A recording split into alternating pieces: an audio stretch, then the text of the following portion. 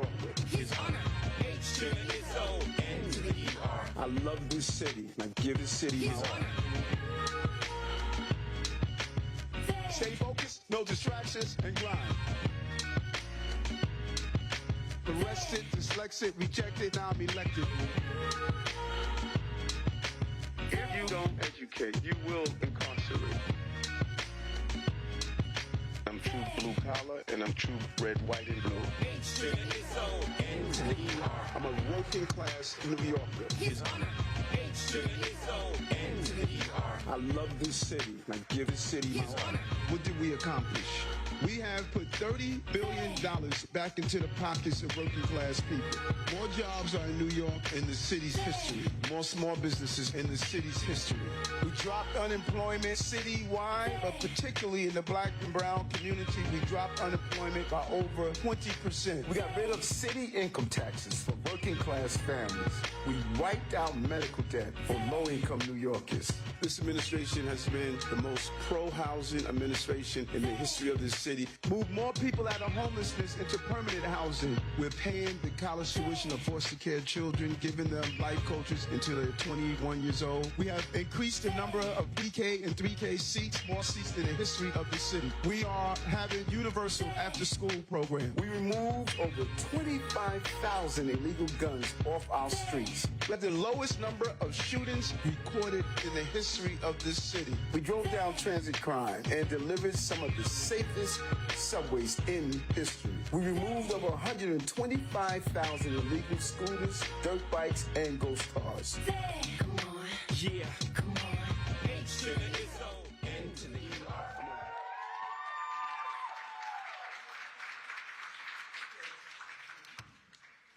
on.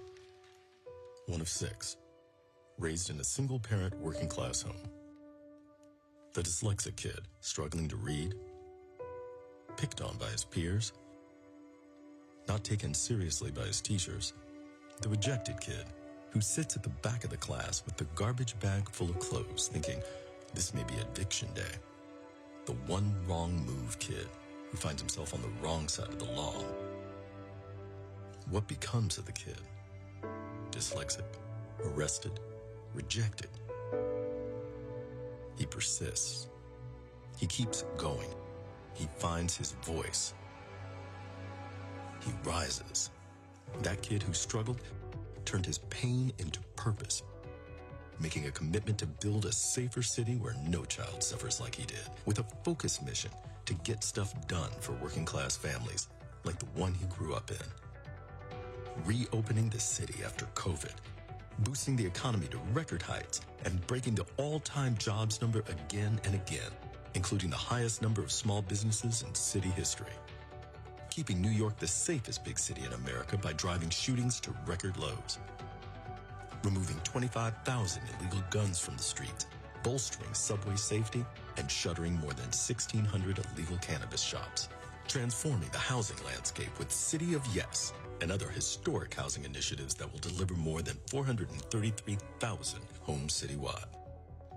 Putting $30 billion back in New Yorkers' pockets with programs that address the cost of living crisis by saving families thousands of dollars each year on childcare, rent, internet access, medical debt, and more. Improving quality of life by containerizing the city's trash. Removing thousands of scaffolding sheds, and launching the country's largest outdoor dining program, helping thousands of New Yorkers in need connect with mental health services and housing when no one else had the guts to do what was right, launching universal dyslexia screenings for all public school students, and fundamentally changing the way children learn to read and do math, successfully managing the unprecedented arrival of more than 240,000 asylum seekers, and ensuring that they received shelter and support as they sought a better life for themselves and their families. All of this, and so much more. That is the story of the last 4 years of an administration filled with tireless public servants who never lost sight of where they came from or fighting for their fellow New Yorkers. A working class administration led by a working class mayor, delivering for working class people, making the city safer and more affordable for the next generation. So, What becomes of the kid? Dyslexic, arrested, rejected, and now, elected, he becomes the 110th mayor of the city of New York, Eric Adams, and he leads the greatest city in the world. Okay. Okay. It's a great summary of a life well lived. And, you know, I was telling the team earlier that no matter what happens, I'm hoping that a migrant is a asylum seeker parent. I'm hoping the parent that lives in NYCHA, a parent that lives in one of our homeless shelters, a parent that is going through a terrible time. I'm hoping that the parent sees that and says that, understands that a bend in the road is not the end of the road. As long as you make the turn and as long as you inspire love and commitment in your child, they can go on. Mommy never gave up on me, never. She always believed, and there's so many mothers out there that they have never given up on their child. You know, they sit in courtrooms when their child is arrested. They take that long trip upstate to visit them in state penitentiaries. They sit in hospital rooms when they go through a horrific moment. They sit in graduations and just pray and hope that their child can have an opportunity. And that's what we've done. We've given those opportunities, and you can critique it as much as you desire to do so, but the numbers don't lie. And yes, you know, you have to take the totality and the full scope of the persons. Marsha Kramer asked me the other day, what's the difference between you as the mayor and you as the individual? None. Unfiltered, perfectly imperfect, no telling what I'm going to do and what I'm going to say at any time. I am just Eric. And probably in the history of time as mayor, so many mayors want to be filtered. They wanted to pretend who they are and act like they are perfect. I am not. I am that third grade dyslexic child that went through a hard time but had a loving mother and a loving family, and that allowed me to overcome all obstacles. And I know that gets some of you upset. I got it. I understand that. But we did it. We did it. And move me out of the way for a moment. And just look at these folks. These are ordinary people. You know? These are ordinary people that did extraordinary things. And all that they had to go through with their families, their loved ones, having constantly under criticism. You know, I was telling them in the room, why are you still with that mayor? Why are you hanging on? And they did. They did. And just a special thank you. I just got to say a special thank you to Suzanne, Jeff, Randy, and who am I missing? Am I missing Adolfo? You know, in the midst of it all, when things seemed like they were falling apart, you know, when I had 4 deputy mayors walk out the door and people were crossing their fingers, burning candles, praying that this is the end of Eric Adams. These guys stepped up. They said, we love this city, and we're going to be there. We're going to stand with you, and we're going to keep the work done. You know? Go back and look, as Fabian was telling me the other day, go back and look at the day that I was indicted. Every quarter we drop crime. Every quarter we build more housing. Every quarter we improve our reading and test scores. Every quarter we saw different initiatives roll out. We didn't stop. What an American and New York story. Because in life, things are going to come at you, and you have to be prepared for it. And many are quick to point out what I'm the first in. You hear it all the time. I was just reading the other day. He's the first mayor in the history of New York to be indicted. Well, how about the first mayor to have visited Rikers Island and speak to inmates in prisons than any other mayor. The first mayor to do dyslexia screening. The first mayor to bring down crime to the record levels that we have. The first mayor to build more housing than any mayor in history, and we zoned the city for 433,000 units of housing because of what Adolfo has done. More housing of 12 years of my friend Michael Bloomberg, 8 years of de Blasio combined. So if we're going to do the first, why don't you give me some of my other firsts? Let's talk about my other first. First mayor to put high-speed broadband in NYC, who was being denied for years. First mayor to have 5 women deputy mayors. First mayor to have a women police commissioner. 2 times. First mayor to have a Dominican deputy mayor. First mayor to have a Filipino deputy mayor. First mayor to have a East Indian deputy mayor. You know, first. Don't stay on one first. Talk about the first mayor being indicted, but damn it, don't miss the other first that this mayor has been able to accomplish. Have it all come together. Because that's how you record history. History is not selectively picking out one piece that fits into your narrative. History is showing the totality of what an individual does. And that's what we have to do here. That's what this time capsule is about. I'm handing over a city that the next administrations to come can build on. We had a city of no, and we built a city of yes. And yes, you want to do it again. You love to say, well, have 4 more years. Yes, you got that. I got that. But it doesn't take away mommy's ability to raise a mayor no matter how many terms I'm able to accomplish. And I don't know no mayor that don't want to go home at the end of their term. But I do. I do. I'm ready. Did what I had to do. I left everything I had on the ice, and I'm looking forward to the next step of my journey. And I'm leaving back a proud record for all of us New Yorkers. And so when you look around this rotunda, you see a historic administration, period, not based on my opinion, based on the numbers and based on the fact. An administration that looks like our city. The most diverse administration in the history of this city. I proved that women, black and brown, can lead the most complex city on the globe. I proved it, and we've done it.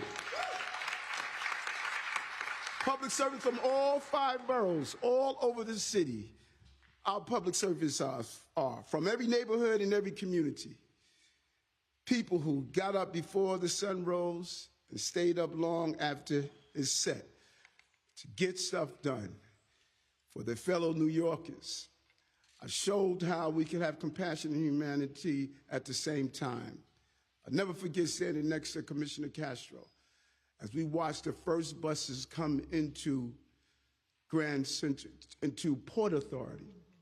I'll never forget spending the night inside a Herc, talking to those newly arrivals, believing they would be left behind and saying to them, I'm not going to leave you behind.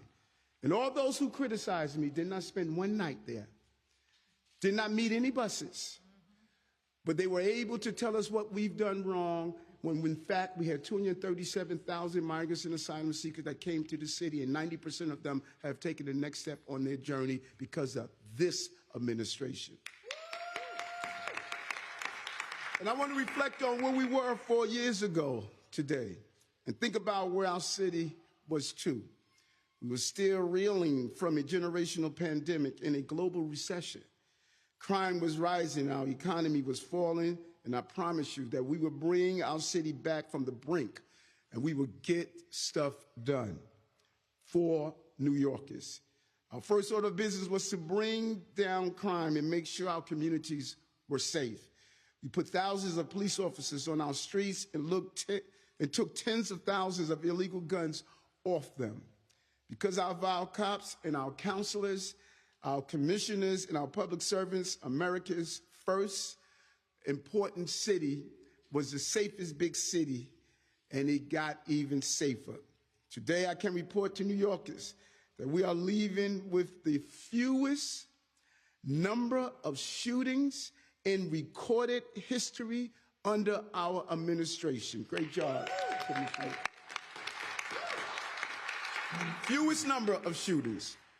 Promised that I was going to make this city safe, delivered on making this city safe. We overhauled our city's approach to homelessness and finally got New Yorkers with serious mental illness the help and health care they needed. There is nothing dignified about walking past people living on the streets. I don't care what anyone states. It was not going to happen under this administration, and it did not happen.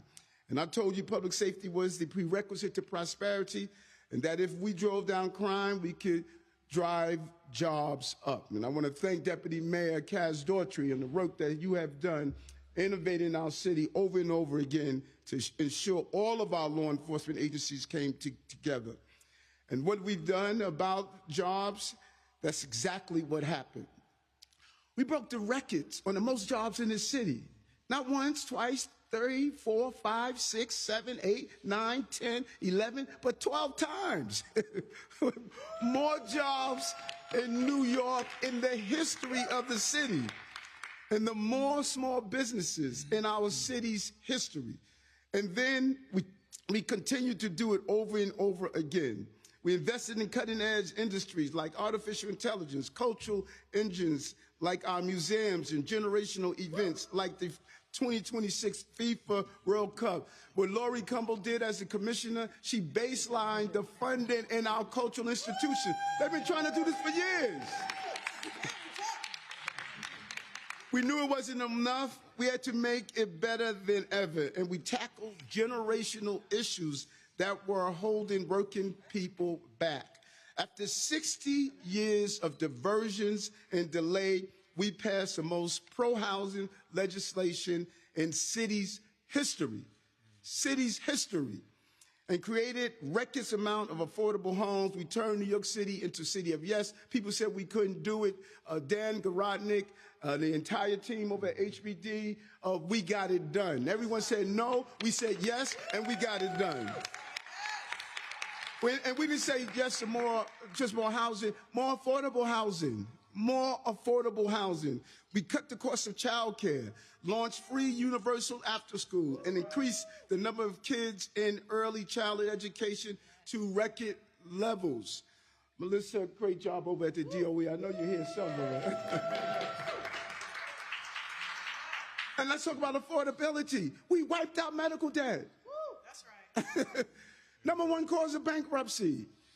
Wasn't a bumper sticker for us, a slogan. We put $30 billion back in the pockets of working class people. That includes paying off college tuition for foster care children. We knew what was happening to them, aging out, 600 to 700 every year, going into a dark place. And we said, no, we're going to be there for you, not only paying their college tuition, not only giving them a stipend, but also giving them life coaches until they're 21 years old. That's what you do when you really care about people. And how about this? No tax for low-income New Yorkers. No tax for low-income New Yorkers. Never been done before. And we got it done. And Jack Jihad over at OMB figuring out how to constantly bounce these budgets with an $8 billion deficit and leaving our city with more in reserve than the history of the city.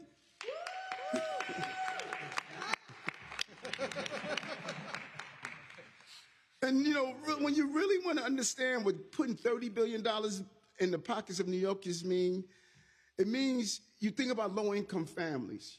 You think about Dr. Mayor Adams, making ends meet, trying to figure out how do you feed 6 children. When 2 parents are working their hardest to raise 2 kids, pay their bills and get ahead, we knew we had to do things to cut their costs. That was our whole mission.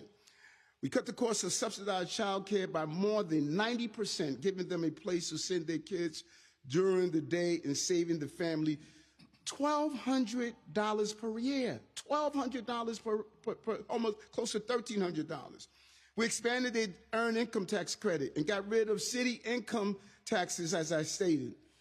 That's saving another $880 a year. So $1,280, $880, you're talking about over $2,000 a year. We wiped out their medical debt from the emergency visits a few years ago, giving them another $1,800 in average back in their pockets.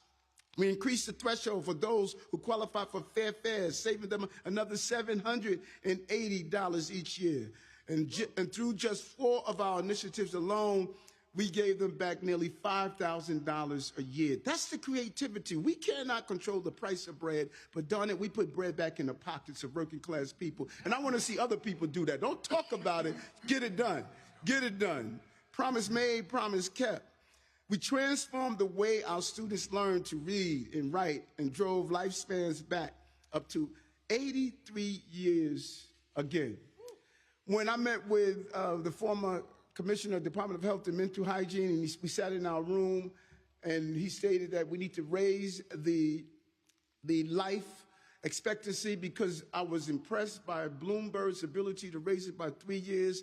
We said, let's try to get it to 83 years life expectancy in 5 or 10 years. It was one of the two. I think it was 10 years. We didn't do it in 10 years. We did it in 4 years. Right. In 4 years. And in fact, our 83.5 is the highest life expectancy the city has ever had.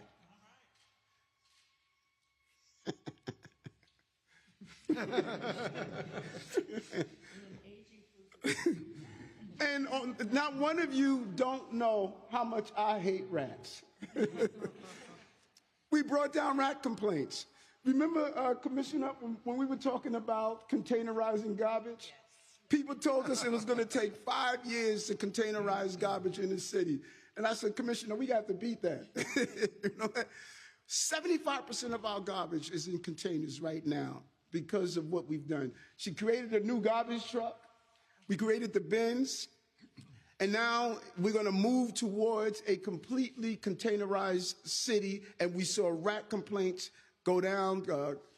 Our rat czar, Captain Karate, I want to thank her for her commitment that she did. She was focused. Scaffolding, what we did around scaffolding in our building. A lot of people say you're going to snap your fingers and get them down. Yeah, okay, we'll see. You know, listen, this was real work to get those scaffoldings down. And so 4 years later, I can say with confidence, New York City has never stood stronger. Our economy is stronger, 65 million tourism. Our nightlife, because I was a nightlife mayor where you saw waiters, cooks, dishwashers, busboys and girls. They were reemployed because I went out there and told New York, let's get our swag back. And a $30 billion industry recovered, and now it is as healthy as it has ever been. But by nearly every measure, our city is safer, stronger, and more prosperous. And none of this happened by accident. These wins were the result of smart, focused leadership, not being distracted, common sense thinking, and reasonable, responsible solutions. Even our PEGs. Everyone criticized us when Jock put our PEG program together, and we saved $7.2 billion. The price tag of our migrants and asylum seekers was over $8 billion and may even be close to $9 billion. Think about if we didn't do those PEGs in 2022, where we would have been. We were smart, and we were dedicated, and we were fearless. We did not allow all the naysayers who have never done anything tell us how we were going to do something. We got stuff done for this city. And so I want to thank these public servants. They're representatives of the people in their agencies. And let me tell you, every one of the 320,000 New York City employees had different views on me. Some gave me the thumbs up, and some gave me other fingers. But they did their job. That's all you ask. This is not a popularity contest. It's not a contest of do you like or dislike. This is a contest, can you deliver for the people for the city of New York? And that's what they did. And these commissioners behind me, they led them to the fight. And a good general don't send your troops into battle and ask how was the war. You lead them into battle. I led this city into battle. I went to the homeless shelters. I visited people who slept on the streets. I responded to the crime scenes. I walked into our schools and talked to our young people on what they needed. I traveled to Rikers Island and spoke with inmates and correction officers. I went to Washington to fight for us so that we could stop being onslaughted by failed national policies around migrants and asylum seekers. We were on the front line. These are the generals, and we led. And what we did, others will have to duplicate in a real way. And so I say to the mothers out there and the fathers, people like Dorothy Mae Adams, who serve their families. You just want healthy children and families. That's all you're asking for. You don't want to walk out your door and see tents on the streets. You don't want to see little boys and girls standing on street corners selling their bodies because we said prostitution is fine and sex trafficking is okay. You don't want to be taxed based on your race. That's not who you want to be. You want a city that appreciates and respects you, where people don't stand outside your houses of worship and yell and scream at you. You want a city that's brought together like we have brought the city together. And so to moms all over the city and dads that never stop fighting to provide for your families like she didn't stop for ours. For the last 4 years, we have never stopped fighting to do the same for New Yorkers and their family. And it has been inspiring, exhilarating, and unforgettable. It has not all been rosy. There's been ups and downs. And when you look from the outside, you think that all our team may have done is frown. No, we laughed a lot.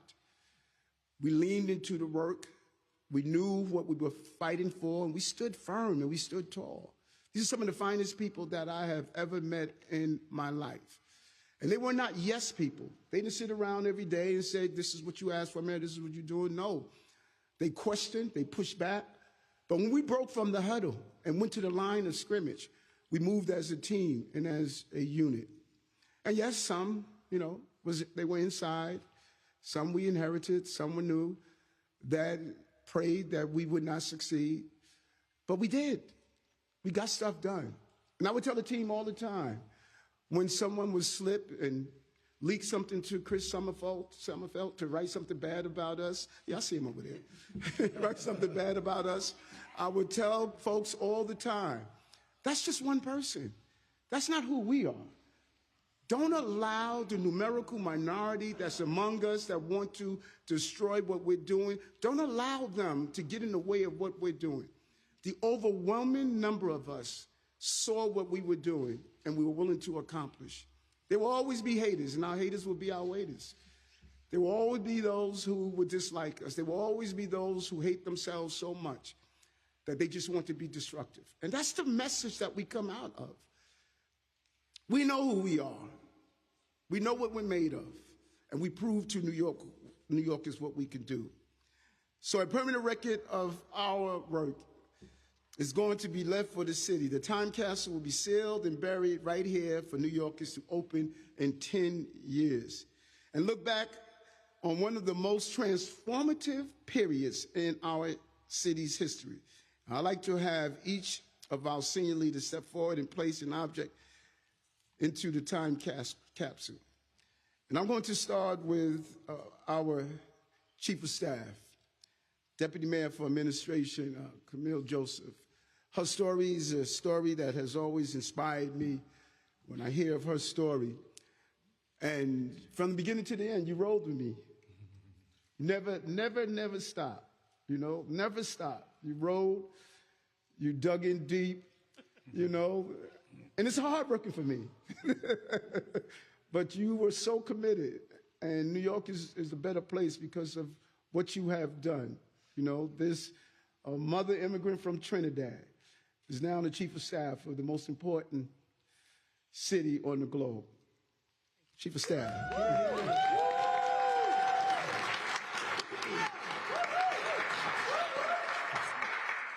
Thank you, Mayor. Good morning. My name is Camille Joseph Arlek, and for nearly 3 years, I've had the distinct honor of serving New Yorkers as Deputy Mayor for Administration and Chief of Staff. As we reflect on our tenure, our team should be proud of what we have accomplished together. My team and I have worked hard to connect New Yorkers directly to essential services through countless community-oriented programs and events like this summer's Benefits on Your Block, to advance quality of life initiatives by leading, supporting, and strengthening programs like Community Link, to lead the city's rodent mitigation efforts by establishing a dedicated urban pest management team, to save the New York City AmeriCorps program from federal funding cuts, to enhance performance and efficiency across the city's 300,000 member workforce, and our list goes on. For all the work that my team and I have shepherded and led, one effort stands out for both its scale and complexity, and that is our city's response to the asylum seeker crisis. Since the spring of 2022, New York City has successfully managed an unprecedented international humanitarian challenge. We opened more than 260 shelters and served nearly 240,500 migrants from 160 countries. We sheltered, fed, clothed, educated, vaccinated, and supported new arrivals through a Herculean effort which has allowed more than 86% of migrants and asylum seekers to take the next step in their journeys. We established the first in the nation asylum application help center, which completed more than 140,000 applications for work authorization, temporary protected status, and asylum. We launched the largest coordinated network of municipal immigrant legal services and community support in the country, investing in 29 immigration legal support centers that provide high, free, quality legal assistance, and our work continues. This has truly been a whole-of-city endeavor, bringing together our agencies, private sector partners, community and faith leaders, nonprofit providers, and everyday New Yorkers to help our newest neighbors find their way. Our work on this front revealed the very best of our city. I've personally witnessed countless acts of kindness, humanity, care, compassion, and love, memories which I will take with me long after I leave this role. My hope is that the infants, young children, older adults, single individuals, and families that we have helped over the past 3 years, each seeking a better life, will continue to contribute to the rich fabric of this city for generations to come. As an immigrant from Trinidad and Tobago, whose family came to this country for opportunity, I look forward to a future when perhaps someone we helped might also have the opportunity to run the greatest city in the world.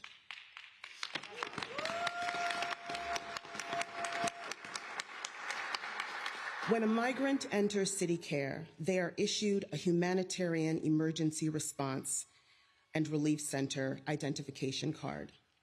Today, for this time capsule, I am adding one of those cards. It features the Roosevelt Hotel, a place that came to symbolize New York City's response to the asylum seeker crisis and served as our 24/7 arrival center from May 2023 through June 2025. And now I'd like to invite up Deputy Mayor for Communications, Fabian Levy.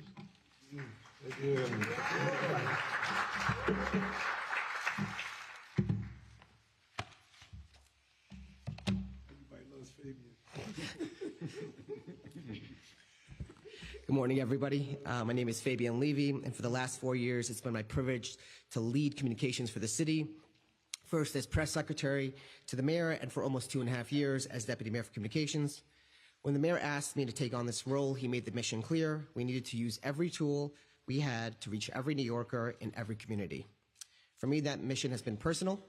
Growing up in a community full of immigrants, like my own family, I saw firsthand how important it is for government to reach people where they are, and the dire consequences when government doesn't even try. That's why we worked hard to connect and communicate with every New Yorker and to make sure they knew about city services that could make life more affordable, as well as the emergency information that could help save their lives. We didn't just conduct more than 2,600 open press events and over 850 interviews with media outlets. We assessed the landscape, broadened our approach, and met New Yorkers where they were. The Adams administration was the first to shine a light on communities long ignored in the city, raising the flags of different nations along the American flag, visiting places of worship, speaking directly to ethnic community reporters who never had the opportunity to cover their city government from City Hall. We also launched a new podcast and radio program so that New Yorkers could hear directly from their mayor, and we created a new Hear From Eric newsletter, multiple WhatsApp channels, and a Text with Eric texting program to send information on events, announcements, and opportunities to New Yorkers. But the mission wasn't just to communicate to New Yorkers, we had to communicate with them. One of the things I'm most proud of is that a number of these different platforms allowed us to have a dialogue directly with New Yorkers who let us know about family members who needed housing and mental health help, friends who needed jobs, parks and street corners that needed to be clean, and so much more. Because of our communication channels, we were able to talk with New Yorkers, hear their problems, and take immediate action to help resolve them as we got stuff done for 8.5 million of our fellow New Yorkers in the languages and manners in which they understood the solution. When I look around this rotunda, I can't even count the number of commissioners and their staff I contacted about an issue we were texted about, heard about on our radio program, or learned about through another channel. And when I think about all the work to modernize and digitize communications, to expand access and deliver information, it's clear that the Adams administration functioned as a prism. Light enters a prism unchanged, but it must bend to pass through. At each surface, it meets resistance, and sometimes reflection, sometimes refraction. Not rejection, but redirection. Inside the prism, light turns. In fact, sometimes it discovers paths it never expected to take. Only after these turns does the light emerge, not weaker for having changed direction, but richer, separated into colors it never knew it carried. So it is with our administration. We are shaped by the angles we met, and what may have felt like the light being reflected may simply have been how we were shining more fully. Like a prism, we made certain that the clear messaging and directives from City Hall were translated into the spectrum of cultures, languages, and lifestyles represented across the 5 boroughs, while at the same time listening to those same people and gathering feedback. We then distilled what was universally important to everyday New Yorkers, came up with solutions, and continued our dialogues with New Yorkers in different languages and through different platforms. There was no one way to describe how we spoke to New Yorkers. No, in fact, like a prism, the angle of incidence equaled the angle of reflection, the manner in how we communicated. Before I end, I want to thank everyone who made our progress possible, from our agencies to our City Hall team, and especially my communications team who worked longer hours than anyone else. But thank you especially to Mayor Adams for the chance to serve the city I love and be a small part of leaving behind a legacy we can all be proud of. I'd like to also thank my family, of course. I'm humbled to have had the honor to serve. Thank you. And next, I'm going to introduce DM Ana Almanzar, the Deputy Mayor for Strategic Initiatives.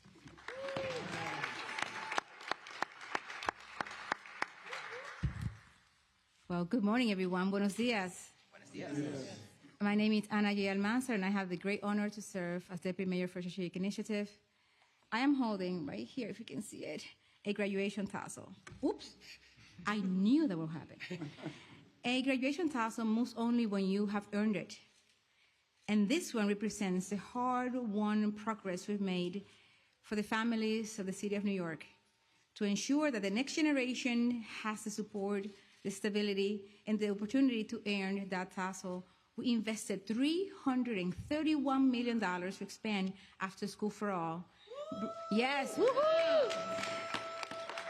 I hear you, Randy. Bringing the total to $755 million. We committed nearly $600 million to early childhood education, and we opened college savings accounts for more than 280,000 students. Right. Yes.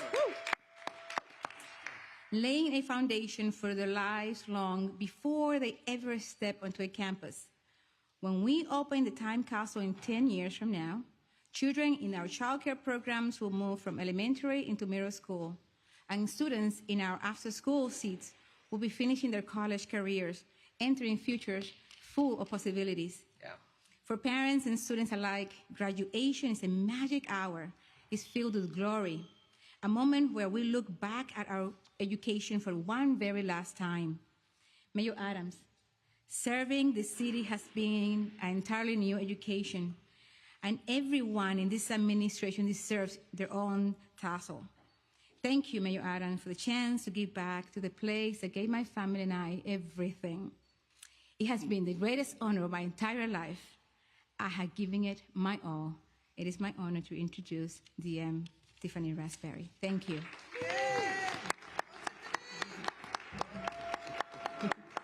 Good morning. My name is Tiffany Raspberry, and I serve as Deputy Mayor for Intergovernmental Affairs. A guiding principle of this administration has been improving the quality of life for all New Yorkers through practical, common-sense solutions that put public health and safety first, especially when it comes to protecting New York City's children and families. When Mayor Adams took office in January of 2022, the city was still emerging from COVID, and illegal cannabis shops were everywhere. One of the first things I noticed when I arrived at City Hall on that morning was a 24-hour illegal marijuana shop on Broadway, clearly visible from City Hall. These shops were selling unregulated products and putting children and families at risk. So what did we do? We went to Albany to fix it. And we worked with Governor Hochul, Majority Leader Stuart Cousins, and Speaker Hastie, and our Albany partners to pass the legislation that created Operation Padlock to Protect.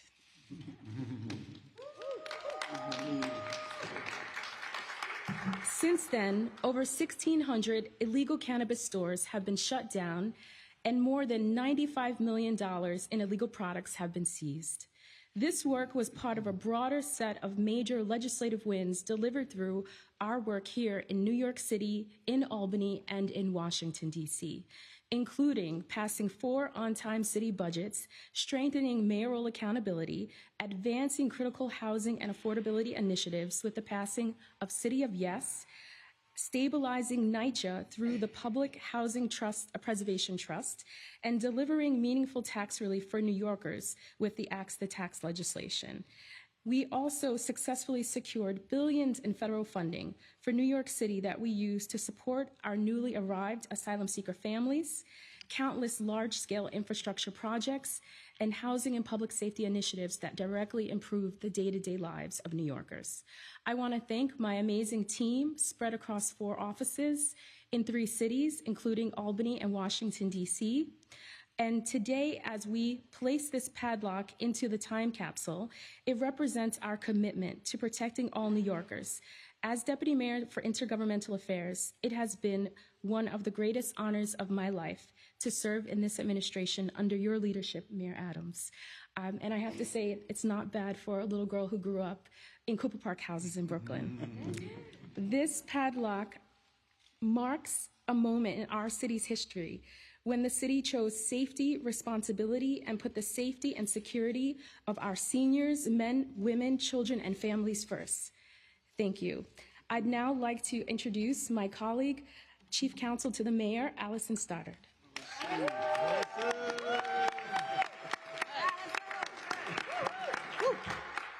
All right, hello.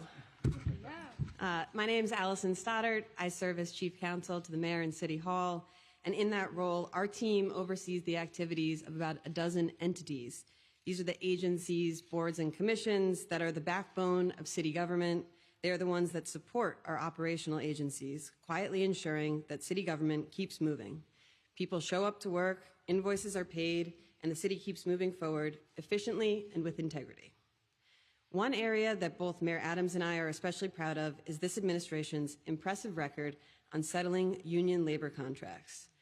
Our Office of Labor Relations, led by Commissioner Renee Campion,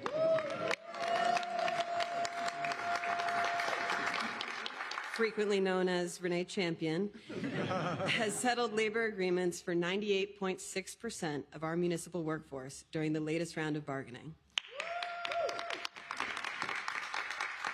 That means that over 358,000 city employees saw salary increases of 16 to 19% over the course of new 5-year contracts.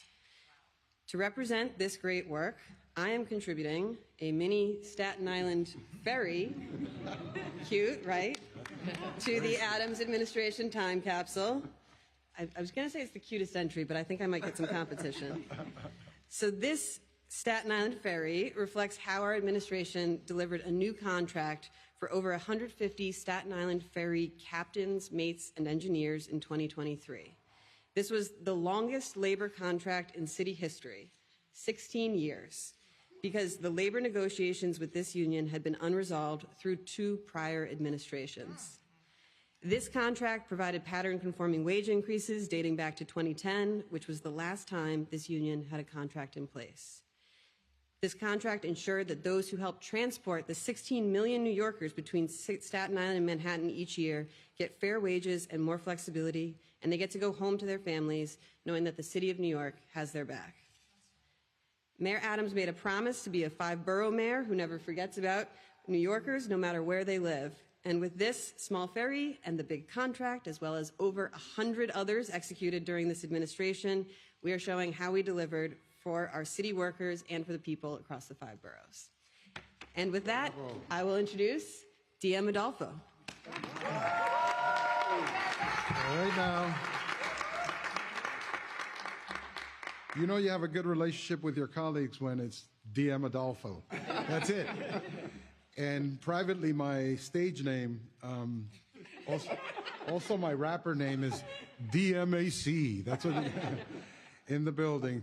I'm Adolfo Carrion, Deputy Mayor for Housing, Economic Development, and Workforce. It's been the honor of my life to work in this building with this mayor and this team over the past 4 years as Housing Commissioner for 3.5 years, and for the last 10 months, 2 weeks, and 17 hours, but who's counting? Like so many families who moved from Puerto Rico to New York in the 1950s, my parents got their start in a Williamsburg sub-basement apartment. It was small, it was damp, but it was home. Through long hours, hard work, and my parents' ingenuity, we graduated and we made it into public housing to the Jacob Riis houses, then on to federally financed housing, and eventually we became homeowners for the first time in the county of the Bronx and entered the middle class. And when we came to office, and I remember standing right in this space when the mayor asked me to take on the reins of the housing agency of New York City, we wanted to make sure that that story, that my family's story, was still possible today. Our work during this administration has been nothing short of extraordinary. We began this administration with a city in distress and in need of strong leadership. In under 2 years, we not only brought back all of the jobs lost during the pandemic, we also broke the all-time New York City jobs record. And then we went on to break our own record 11 times.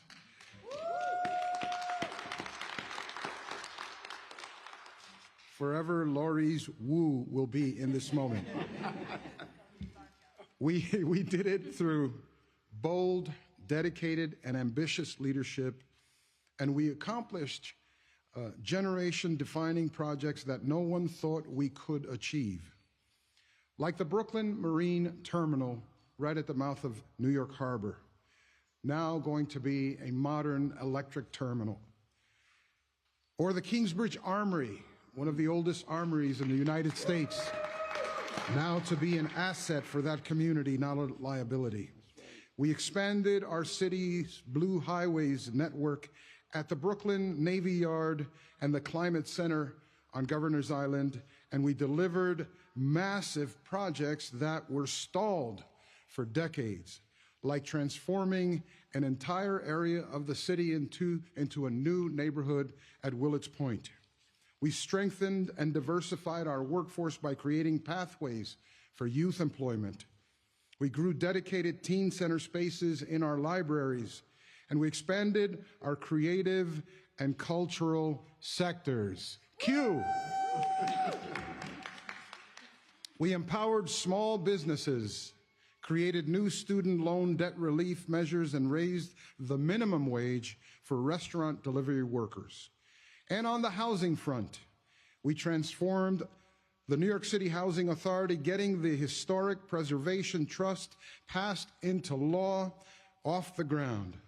We passed five historic neighborhood rezonings that will bring nearly 50,000 new homes to New York City. We diversified our city's landmarks.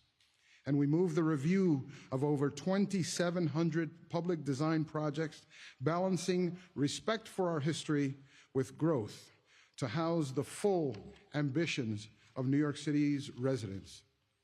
And then there is this key. It says, besides what I'm going to say, on the back, I caught this. It says, do not duplicate. This can't be duplicated, ladies and gentlemen.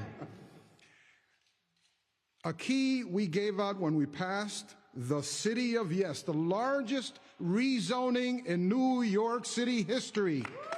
We declared that our city is a city of yes, and we paved the way for the creation of 80,000 new homes and an additional $5 billion investment in our neighborhoods. We did that. These people behind me did that. In total, we created, preserved, or planned over 433,000 homes across New York City in 4 years. And we should be proud. Yes. Our city has more jobs, more homes, and more small businesses than ever before.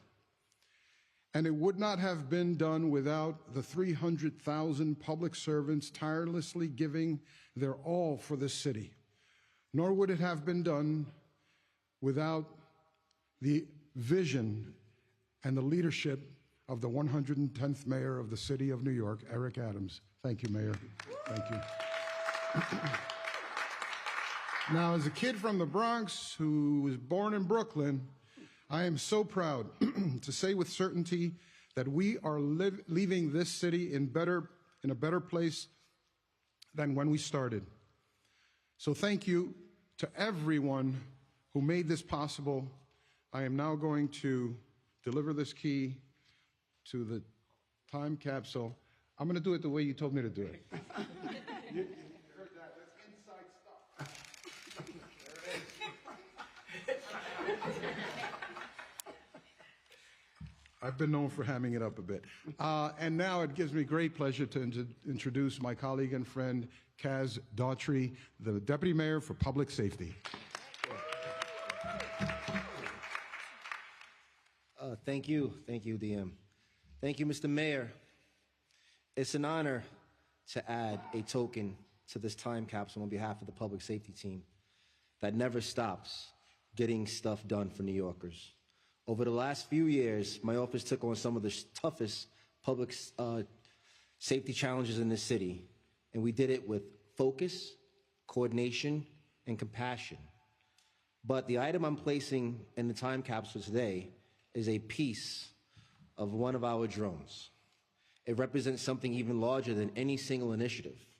This administration made a deliberate choice to embrace new technology, not shy away from it.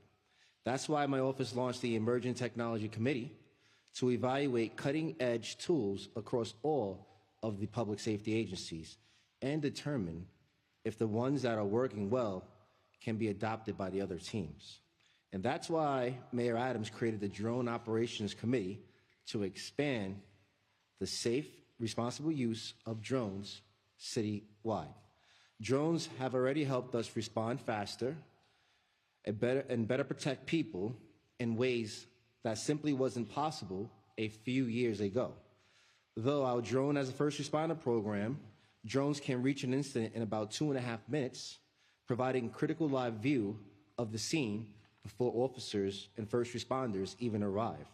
Drones have also been used to help save the lives of more than 200 kids who were caught subway surfing, some as young as 11 years old. And on our beaches this past summer, drones helped save more than 40 swimmers and provided early warning to beachgoers and spotted over 20 shark sightings, keeping beachgoers safe and also keeping first responders safe as well. This is a small piece of hardware right here. I was debating between this or airtight when somebody digs this box a little while. But this represents something more larger. This is a symbol of our commitment to innovation, to problem solving, to use every tool at our disposal, and to never being afraid to try something new if it's going to work to keep New Yorkers safe. We are here today to reflect on the incredible things that we have accomplished under Mayor Eric Adams' leadership for these past 4 years. But this time capsule is also about looking to the future, and it's a path and a path forward for new technology, new ideas, and a public safety system that is built not just for today's challenges, but for tomorrow's as well. Thankfully, we had a mayor who recognized that this technology is the future of public safety, and I have no doubt that the work we started here will keep New Yorkers safe for generations to come. Thank you.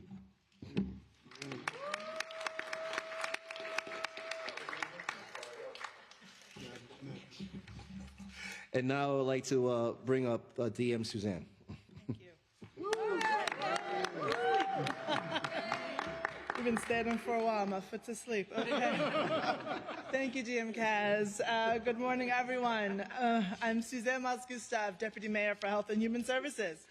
This administration has worked to strengthen the bonds between our health and human services agencies to ensure every New Yorker engaged with our system receives integrated, comprehensive, and responsive services in the city.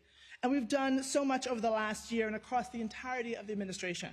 We've helped more than 130,000 people secure stable housing. We've relieved $135 million in medical debt for 75,000 people, and much more relief to come. We've supported those touched by domestic and gender-based violence. We put millions of dollars to use to fight the opioid overdose crisis. We've expanded lifestyle medicine programs to give more people the chance that the mayor had to change his life and health trajectory. We've helped more than 1,200 people with disabilities find jobs. We've advanced a comprehensive mental health plan, including for our young people. We rewrote the playbook for serving those who are homeless, and especially those suffering from severe mental illness. We honored our veterans, and we made advancements to make our city more age inclusive. And then something near and dear to my heart, and I know to the mayor's as well, is getting to the root causes and the challenges we face around maternal health and infant and child mortality. Mayor Adams took on this cause early on in his administration and never wavered. Thanks to our citywide doula initiative, over 3,500 mothers have been served since 2022 with no maternal deaths. And we've increased doula access by 25% across the city. And in October of this year, we announced a program through the Department of Social Services called Creating Real Impact at Birth, or CRIB, with an investment of $8.5 million to give pregnant people in shelter a faster track to housing vouchers to eliminate the number of children born in shelter.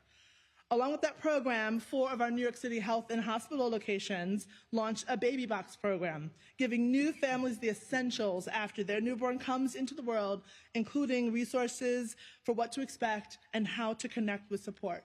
That's why I'm offering the cutest entry, this set of baby clothes, because New York loves me if I'm a baby. To represent all the strides this administration has made for young children and families, especially our most vulnerable. We have set a goal to ensure no child is born into shelter, and this onesie represents that. We know there's much, much more to do to tackle health inequities, with Black and brown communities still lagging far behind, specifically related to infant and child mortality, where rates are more than 2 times what they are for their white counterparts. But this is work that must continue.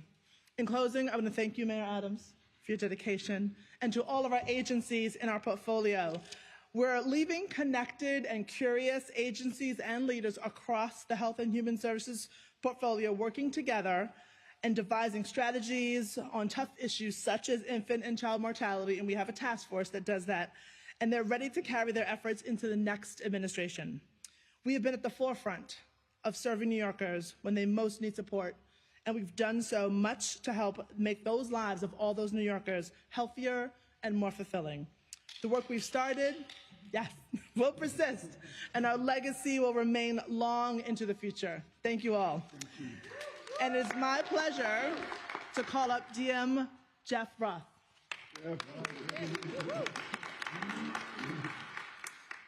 Good morning. My name is Jeff Roth. I'm the Deputy Mayor for Operations. And Mayor Adams, it's been an honor to serve you and this administration and the city's operational agencies and the public servants who keep the city moving every single day.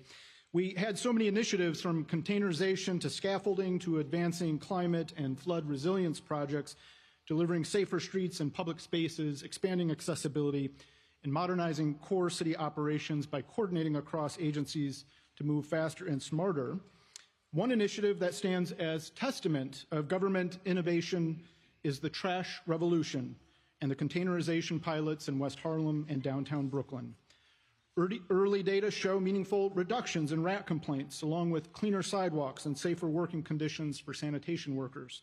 It's a modern solution to a decades-old problem, and it proves that when government focuses on outcomes, innovation doesn't have to be complicated.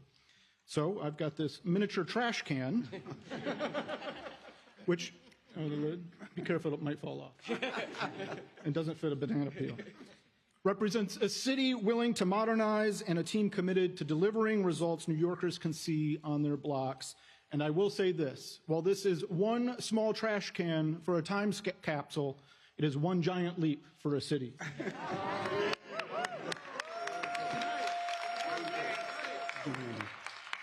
Just as with my Chief of Staff, I want to introduce my first Deputy Mayor. Many people walk out of a room when you are in need, and very few walk in. Randy was treated unfairly when he went to become a court counsel. He was disrespected. He was humiliated in front of his family and countless number of people who came to support him. And by any other standard, a person would say, I don't need this. I don't need to deal with putting my life and my family on the line. But he didn't do that. When I called our first deputy mayor during probably one of the most challenging times in this administration and asked for his steady hand, his leadership, his vision, and asked him to come and join us, he did not hesitate. He asked me, where do I sign up?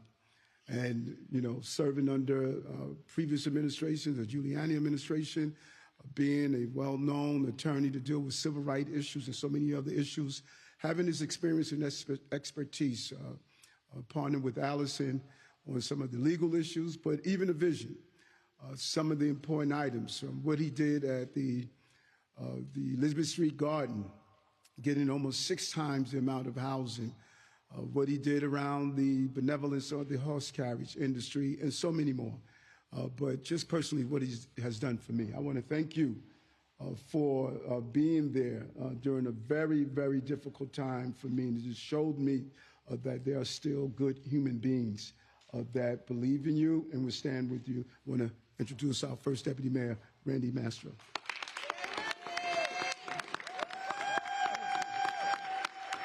Wow. I'm all for Klempt now. Well, the first will go last. It's the honor of a lifetime to be able to serve this city in City Hall, an honor I've now had twice. And while it took me nearly 30 years to get back here, and it may take 30 more years for me to get back here again, I better say what I have to say now. And by the way, I have a lot to say. We gotta still bury the thing. Yes, I know. Don't worry. Yeah, it'll be good. So let me just say this. Proud of so many things that this team has achieved in such a short period of time. Proud of a budget the mayor called the best budget ever. Even the city council speaker said it was as close to perfect as she'd experienced, and then passed the city council unanimously, which hasn't happened in many years. Proud that despite those who thought we couldn't work with the city council and other elected officials to get things done, over the past 9 months, we passed 4 major neighborhood rezonings, including the largest in city history, five overall, and close to 50,000 units of housing. We passed the expansion of Hudson Yards, producing even more affordable housing. We passed the rezoning relating to the Kingsbridge Armory. We passed the Brooklyn Marine Terminal Market, supermajority vote of elected officials and community representatives, producing thousands more affordable housing units, and we effectively sustained mayoral veto of the Bally's Casino project, which led to it getting licensed so that there will be thousands of jobs now coming to the Bronx and many, many millions of dollars of economic activity because that casino project is going forward. Proud to have been part of an administration that created the first mayor's office to combat anti-Semitism of any city in this country.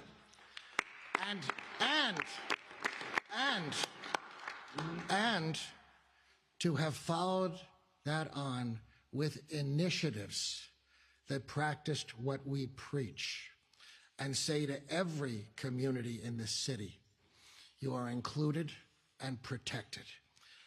And proud of so many other achievements. I could go on and on, but you can read another 40 of them in my 5-page single-spaced resignation letter. But I'm here today to talk about an initiative that was particularly near and dear. It's about quality of life. It's about public safety and protecting New Yorkers. And that's our bike lanes, where too many e-bikes were speeding, causing injuries, had uncertified ion batteries that imploded into fires, no identification, no protection for workers, and not enough enforcement. It took a multi-agency effort to put together a plan to address it. Now, when I arrived here, so many said, oh, got to leave it to the city council. Leave it to the city council. No, we didn't leave it to the city council. We said, got to reduce those speed limits. So that is why I have a speedometer set at 15 miles an hour, because that is the speed limit that we adopted. And they said, oh, couldn't get people to go along. Oh, City Bike would never do that. They agreed to the 15 miles an hour and set all their speedometers at 15 miles an hour in less than 24 hours. And working with DOT and fire and police and so many others, we have made this scourge that was going on, the danger that was going on bike lanes, we have made them safer. Still much work to be done. Increased enforcement through DOT, working with the NYPD, crackdowns on uncertified ion batteries, making our bike lanes safer for New Yorkers and pedestrians. That's the kind of legacy, that's the kind of innovation of this administration, of which I am very proud. And I will say, as a second-generation Italian American, in closing, I paraphrase the immortal Frank Sinatra. We did it our way.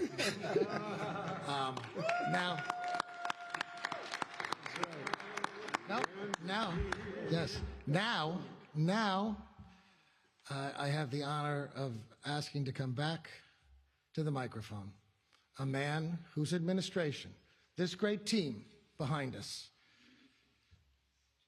reduced crime to record lows, increased jobs to record highs, created affordable housing at an unprecedented rate. It's a legacy to be proud of. Mayor Eric Adams.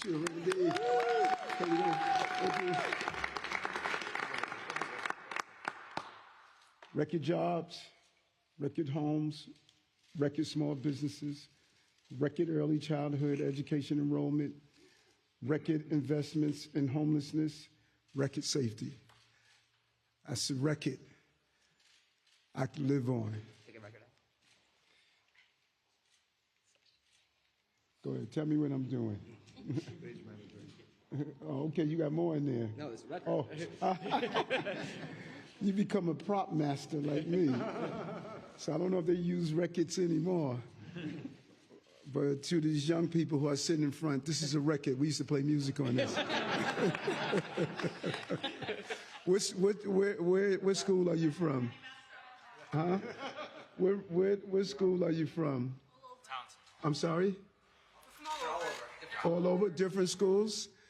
Good stuff. You know, what else we are proud of, when I look over at JR, when I first came in office, brother, they didn't look like you. We diversified his press corps. You know, they fought us not to put a desk in room 9. And we fought like heck to make sure that we could get it done. And throughout all the time, they tried to get legislation passed to stop us, but we got it done. And we've always had her yell out at every press conference. So we're used to that. We're used to that. And so we're going to move on to the next level, and that's to bury our time capsule. And it's good to see faces like you and some of my other folks that are here. Thank you very much. Stay focused, no distractions, and grind. Arrested, dyslexic, rejected, now I'm elected.